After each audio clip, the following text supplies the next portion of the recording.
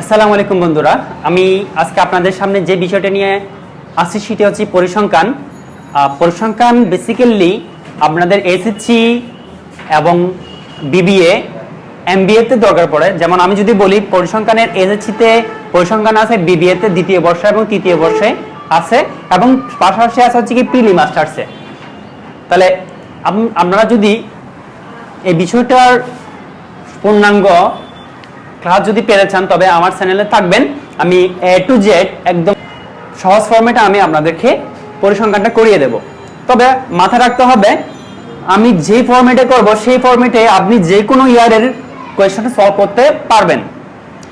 তো আমি আজকে যে বিষয়টি নিয়ে আলোচনা করব, যে অধ্যায়টির নাম হচ্ছে কি বেসিক্যালি ইন্ট্রোডাকশন দিয়ে থাকতে পারে বা ডাটা ডিস্ট্রিবিউশন টেবল থাকতে পারে, যে কোনো একটা অধ্যায়ের নাম থাকতে পারে। তবে আমি যা করাবো তা আপনারা আপনাদের সাজেশন বলুন বা বই বলুন সবকিছুতে পাবেন। আমি যে তিনটি বিষয়ে আলোচনা করব, প্রথম শুরুতে হচ্ছে কি টেবল, যেটাকে বলা হয় ডেটা ডিস্ট্রিবিউশন টেবল। এটি বেসিক্যালি আসে বাইভেরিয়েট বা দ্বিচলক। তৃতীয়ত আমি যেটি আলোচনা করব সেটা হচ্ছে কি স্ট্রিমলেট ডায়াগ্রাম, বা যেটাকে বলা হয় হচ্ছে কি পাতা পল্লব। তো এই তিনটি ফরম্যাটে আমি আপনাদের ম্যাথ করাবো। আশা করা যাক এই অধ্যায় থেকে আপনাদের 15 থেকে 10 থেকে 15, বা যদি ভাগ্য ভালো হয়ে থাকে তাহলে আপনারা 20 নম্বরের কোয়েশ্চেন কমন পেতে পারেন।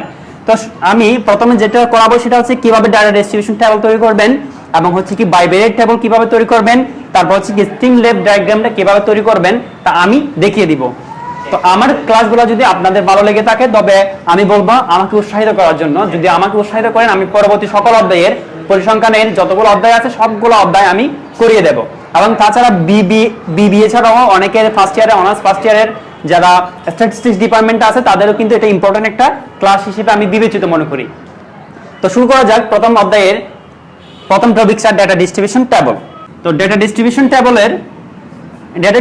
টেবলটা কিভাবে তৈরি করবেন, আমি তিনটি স্টেপে এটা করব। প্রথম স্টেপে ডাটা ডিস্ট্রিবিউশন টেবল তৈরি করার প্রথম স্টেপ হচ্ছে আপনাকে রেঞ্জ নির্ণয় করতে হবে। রেঞ্জ মানে কি, এটাকে বলা হয় পরিসর। রেঞ্জ বলতে পরিসর বোঝানো হয়। দ্বিতীয় স্টেপে যেটা করব সেটা হচ্ছে কি আপনাকে যদি ক্লাস ইন্টারভ্যাল দেওয়া না থাকে তবে আপনাকে বের করতে হবে যে ক্লাস ইন্টারভ্যাল বা শ্রেণী ব্যবধান। তৃতীয়ত যেটা বের করব সেটা হচ্ছে কি টেবল বা ডেটা ডিস্ট্রিবিউশন টেবলে যে ফরম্যাটটা ছিল সেটা টেবল তৈরি করব। তো কথা আসে রেঞ্জ কিভাবে বের করব, ক্লাস ইন্টারভ্যাল কিভাবে বের করব, এবং টেবলটা কিভাবে করব। টেবলে তিনটি ফরম্যাট থাকতে পারে। প্রথমে থাকতে হবে ক্লাস, তারপর থাকবে টেলি বা অনেকে টালি বলে, পাশাপাশি থাকবে হচ্ছে কি ক্লাস টালি, দেন হচ্ছে কি আপনার ফ্রিকোয়েন্সি বা ফ্রিকোয়েন্সিকে আপনারা এফ দিয়ে বলতে পারেন, ফ্রিকোয়েন্সি। ক্লাস ইন্টারভ্যাল বের করার একটা ফর্মুলা দিচ্ছি, সেটা হচ্ছে কি রেঞ্জ 1 প্লাস 3.322 log n। আমি আগে সূত্রগুলো লিখে দিচ্ছি। তো রেঞ্জ নির্ণয়ের ফর্মুলা হচ্ছে কি হাইয়েস্ট ভ্যালু থেকে লোয়েস্ট ভ্যালু বাদ।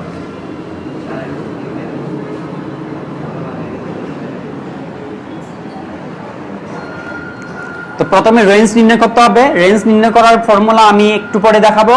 তারপর হচ্ছে কি ক্লাস ইন্টারভ্যাল করার জন্য আপনাকে এই সূত্রটি মুখস্থ রাখতে হবে, যেখানে রেঞ্জ এখান থেকে পাওয়া যাবে, এবং তার সাথে 1 প্লাস 3.322 log n এই নিচের মানটি মুখস্থ করতে হবে। এবং এটি মুখস্থ করার পরে আপনি মানগুলো উপরে মানটা বসিয়ে যখন ক্যালকুলেট করবেন, n এর ভ্যালুটা আপনাদের হচ্ছে কি ফ্রিকোয়েন্সি থেকে পাওয়া যায়। আমরা জানি ফ্রিকোয়েন্সি থেকে অর্থাৎ f এর ভ্যালু থেকে n পাওয়া যায়। n মানটা বসালেই এখান থেকে আপনি ক্লাস ইন্টারভ্যালটা পাবেন, অর্থাৎ শ্রেণী ব্যবধানটা পাবেন, এবং এখান থেকে যে মানগুলো পাবেন সেগুলোর উপর ডিপেন্ড করেই টেবলটা তৈরি করবেন। তো টেবলটা কিভাবে তৈরি করতে হবে সেটা আমি স্টেপ বাই স্টেপ করিয়ে দেব। একটু আগে আপনাদের আমি যে বিষয়গুলো বলছি সেগুলোর উপর ডিপেন্ড করে আমি এখন একটা কোয়েশ্চন সলভ করে দিব। আপনার খাতা কলম নিয়ে রেডি হয়ে যান।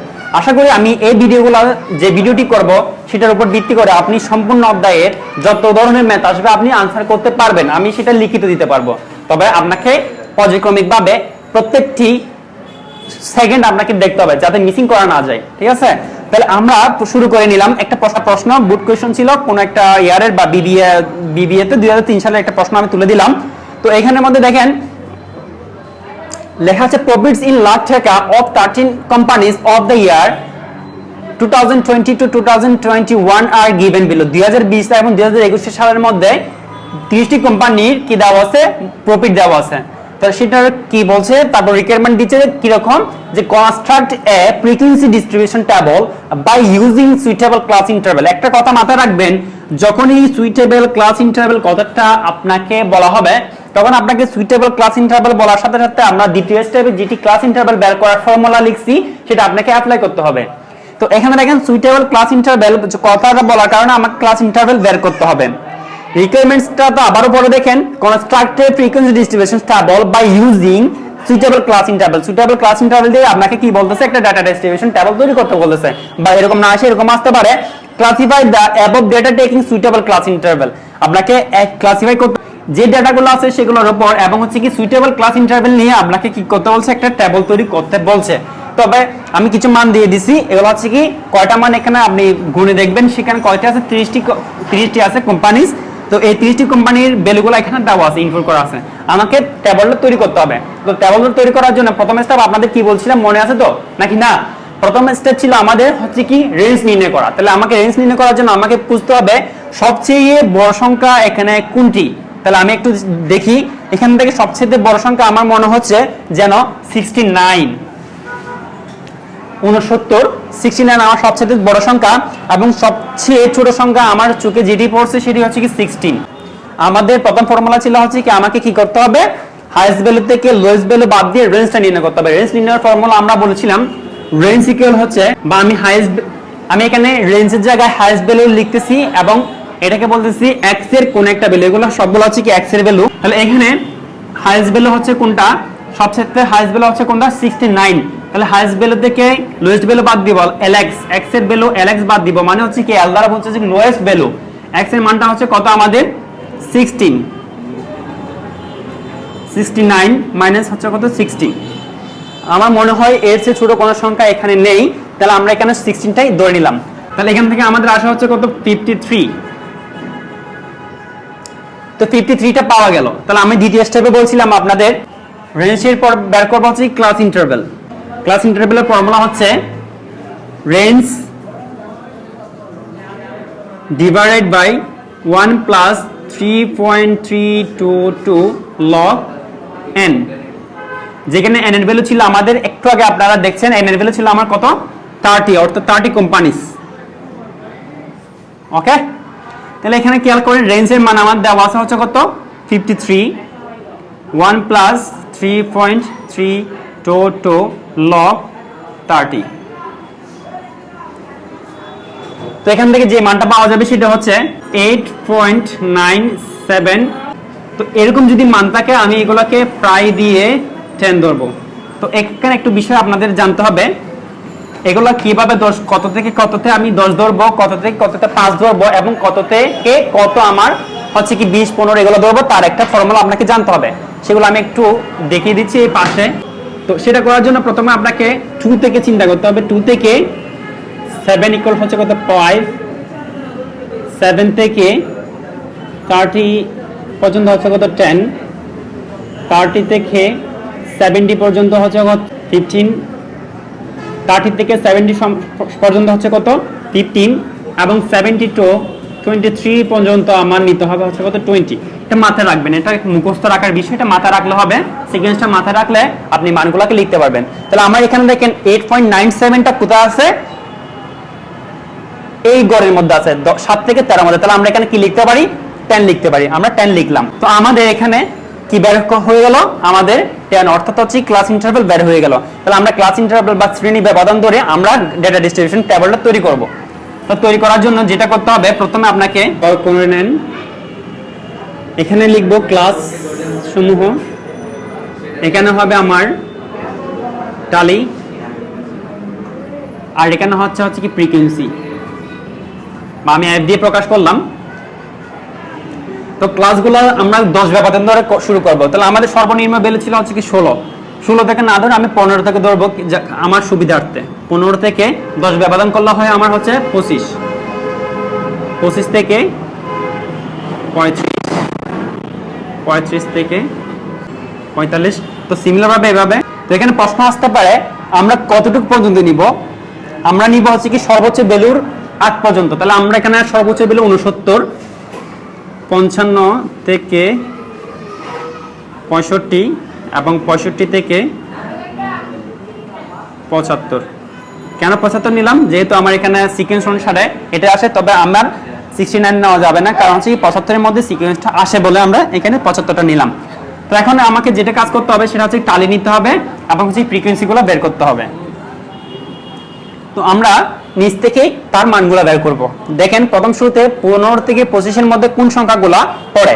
তো আমি একটা জিনিস আপনাদের একটু জানাই রাখি, যে এখানে 15 থেকে 25 এটাকে বলা হয় এক্সক্লুসিভ বেসিস।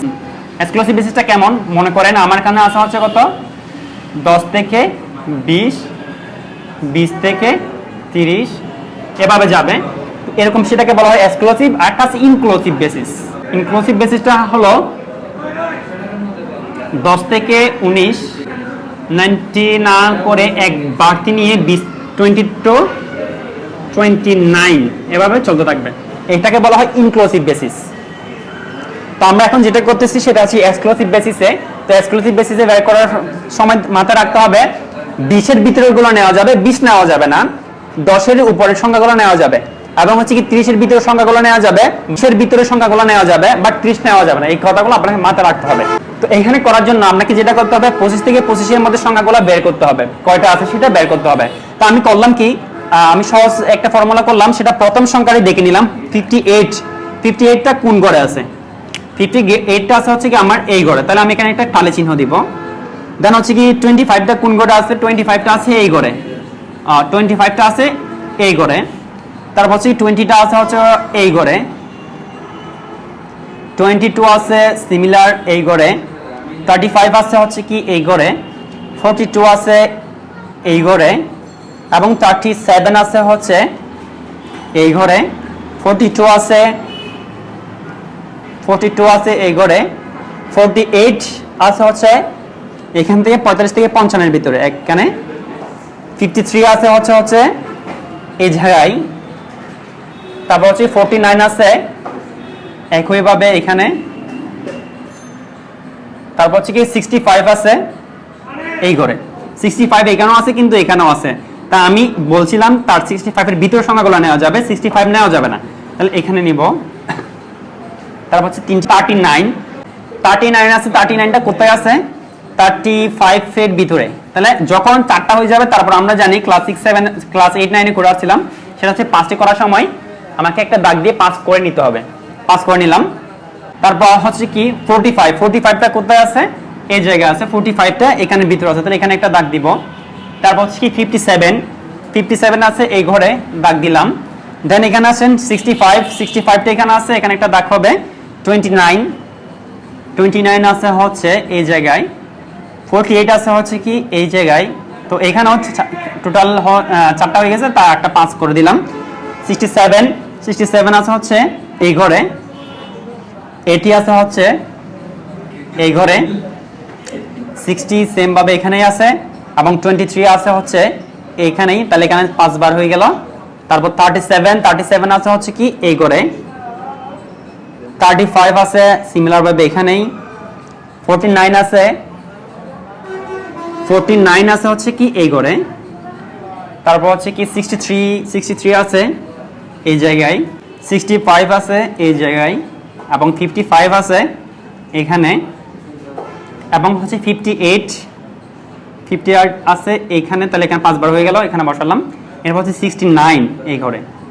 তো আমরা এখন যেভাবে করব সেটা হচ্ছে এগুলোর মানগুলো দেখব, 5, 2, 5 আর 2 হচ্ছে 7, 5 একে 6,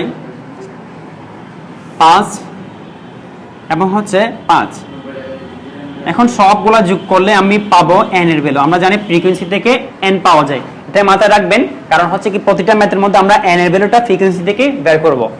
তো n এর ভ্যালুটা দেখেন কত হয়, 5, 5, 5, 15 এবং হচ্ছে 7, 8, 9 এবং 6 মিলে হচ্ছে কি 30 লিখতে পারি, এটা হচ্ছে কি 30।